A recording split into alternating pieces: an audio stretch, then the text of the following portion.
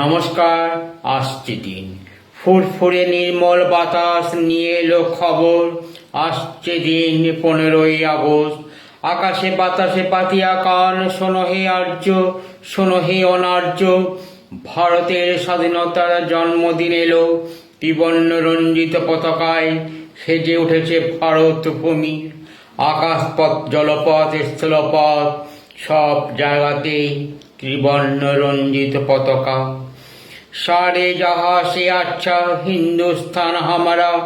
ভারত মাতার 3 দিক জল বেষ্টিত, মাথার উপর হিমালয় সদা জাগ্রত।